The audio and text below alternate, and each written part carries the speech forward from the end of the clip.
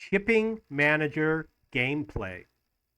So I just logged in to Shipping Manager and I am going to show you how I do my daily gameplay. I'm getting close to buying a new vessel. Um, I don't have a lot of vessels and I've got a couple small ones, but there's some new vessels around the $11 million mark that have a decent capacity. So the first thing I usually do is my maintenance, but you're going to notice that there's no alert that says that anything needs maintenance. And you're going to want to check your fuel. I've got a full tank.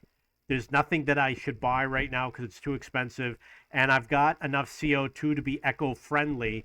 And the price is a little high, so I'm not going to buy any CO2.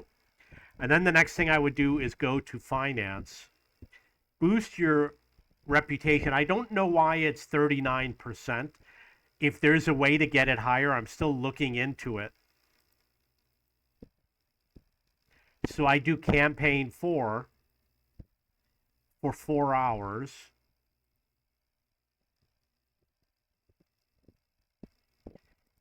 And then cargo is going to be for 24 hours.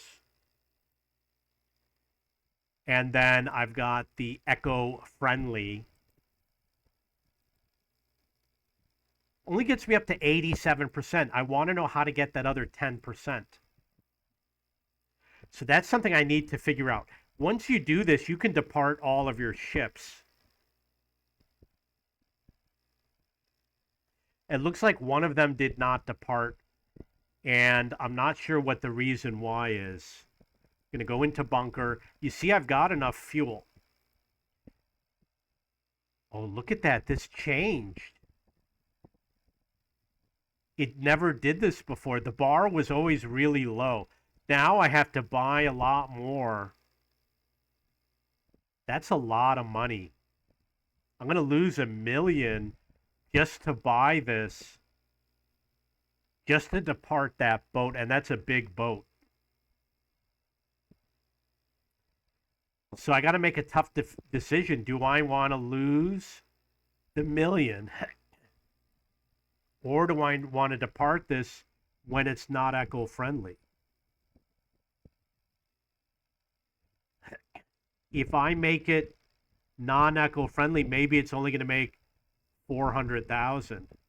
That's 150,000 loss or a 500,000 loss. If I buy the CO2, it's going to cost me around 500,000 because the price is so high. If I launch it right now, it's only going to lose 150,000. So what I'm going to do is I'm going to launch it right now. And then I'm going to check. Well, you see it was 470,000. It's actually pretty good. And you can see the route that it went on. It did go to Asia. It looks like I have one to Asia. Right now, there's an event going on. See, it says event happening now. And then it says that there's more demand at Asian ports. Unfortunately, it's not more money. So I do that. I've got to wait another 15 minutes for the fuel to change in price. So I'm not going to be able to buy any fuel. There's a little red indicator over here which says that I have a training token, higher cash payout in shop. That must be for selling? I have no idea. Cheaper anchor points. That sounds really good. Unfortunately, it doesn't explain what that means. Extra morale, 4% less crew members per vessel. Okay, so we're going to look at the staff.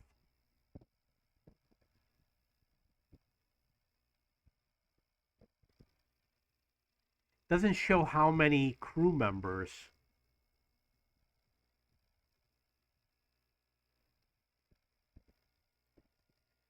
I'm going to click on a boat. Click on one of the bigger ones. Go to details.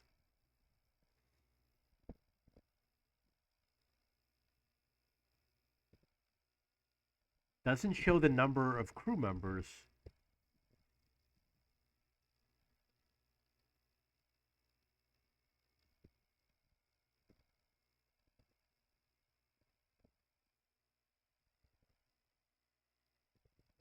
So I'm going to show you where you're going to find it. You go to Fleet, and you go to Order, and then I'm going to pick on a ship.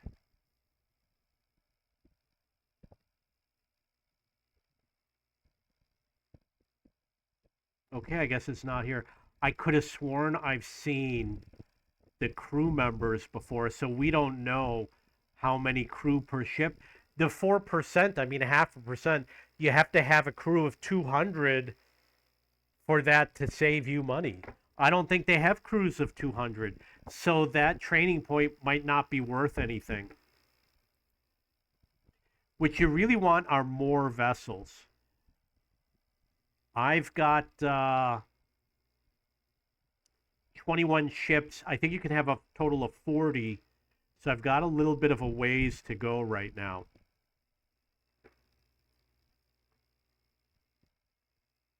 See over here, you can increase the fleet capacity. Only got 20 ships, but the capacity is 41. So it's kind of early for me to do this, but the price might be cheaper now. I'm going to hold off. But obviously, I would take this option. I got a long way to go. The other thing is, I've got enough money to buy a ship. So I'm going to go to my fleet and I'm going to go and look at the $14 million range. You don't want to spend all of your money. You want to keep like $2 million because you're going to need to buy fuel the next time you depart, and CO2 and marketing. So we've got the Ever Silver, the Aquavita, the WH Naval. I think it was the WH Naval that I wanted. And what you do is you take the range and the capacity and you multiply them together. So the Naval is a pretty good number.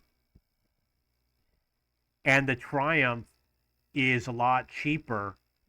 And it's got a similar value. It's going to be around 8,000. This one's going to be around 8 or 9,000. It's faster, which means it's going to return faster, but it's going to use a lot more fuel. So you use a Triumph if you want to save money. I'm not going to, I will save money because I don't depart more than once per day. And you use the Naval if you depart more than once per day.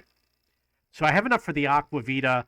It's going to be around the same amount of capacity, around 7,000, maybe a little less, uses a lot of fuel, very fast. No advantage for the extra money. So you're talking about 50% more than the Triumph. I don't think the Aquavita is a good deal. I'd rather stick with the Triumph. And then the Ever Silver, this has a much higher capacity. It's up to 16,000. It's almost double the Triumph. You're going to want to get this. It's less than double the price. It's less than double the capacity. But because you're limited to 40 ships, it's better to have all of these as opposed to the Triumphs. I have enough money to buy it. I could buy it right now. However, I can buy 20 ships, and I'd rather buy 20 Triumphs right now.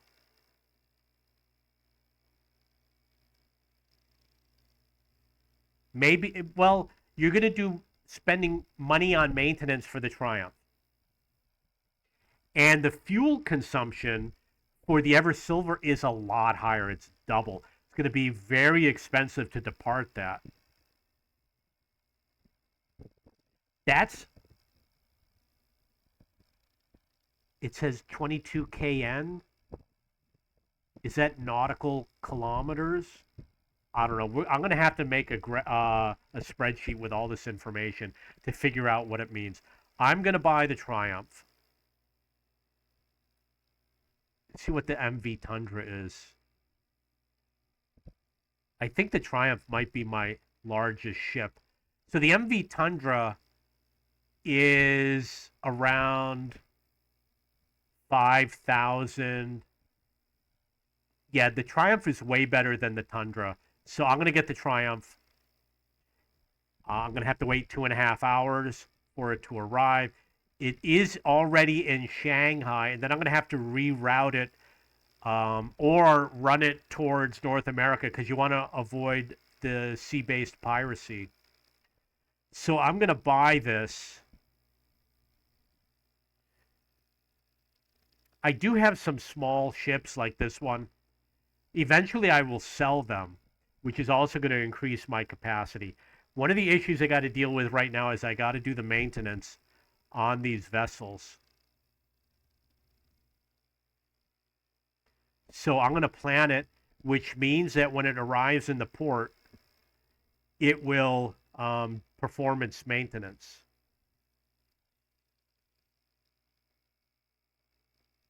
And this one also needs maintenance. I always do the 100%.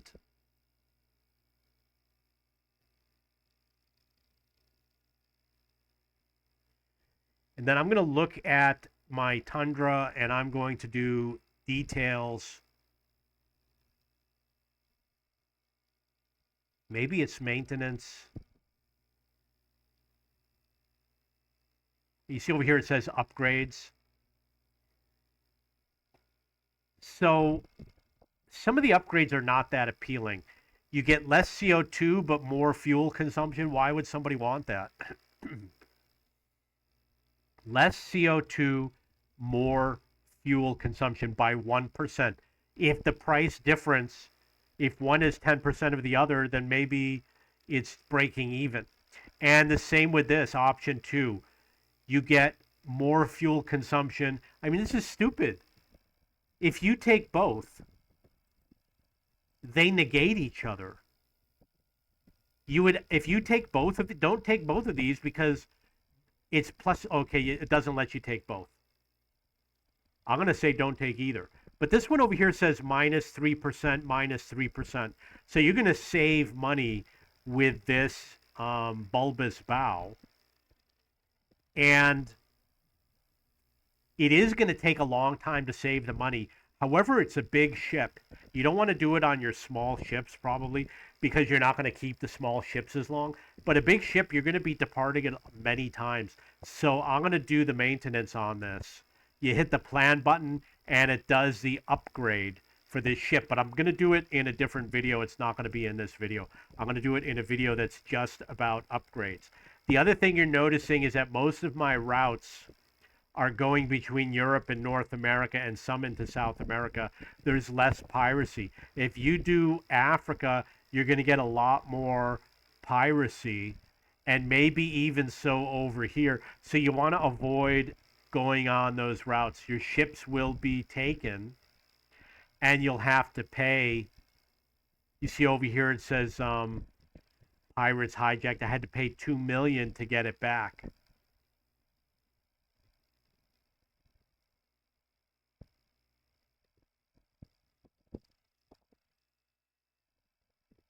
Sometimes I think, can I get a longer route? My routes are actually pretty good. I'm trying to see the number. It's so I don't see the information about the route.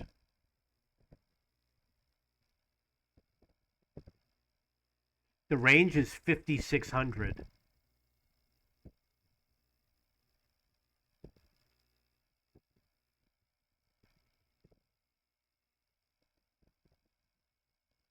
Maybe it's got to be at the port before you can reroute.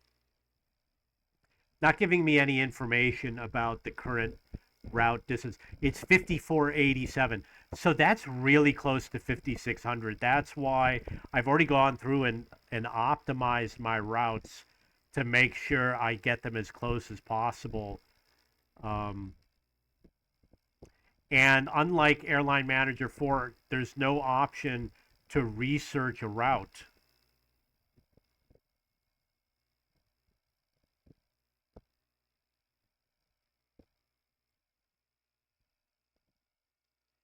This is ports, and these are ports that I have vehicles assigned to. So I'm going to pick Shanghai. And those are all the possible routes that I could go to.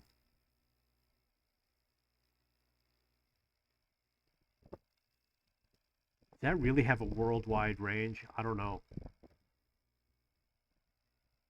See, there's a lot of ports here in the Philippines and the West Coast United States. Okay, so that's a little bit about playing the game. I've got some money left over, which obviously I could use to buy another ship. It's going to take me um, 2 days to be able to buy another ship minimum. And I don't want to use my points because you want to save them to get more ships later in the game. So I'm not going to use it on the CO2. Still got 5 minutes before the fuel price changes. But I will put that in a future video. Okay, so that's it for this video. This is Shipping Manager gameplay. If you have any questions or comments, please post below. And don't forget to go to cheapbooks.com to search for books and textbooks. There's over 700 million listings. It's a huge site. It's probably the largest book search engine in the world, competitive with Google. If you have any questions or comments, please post below.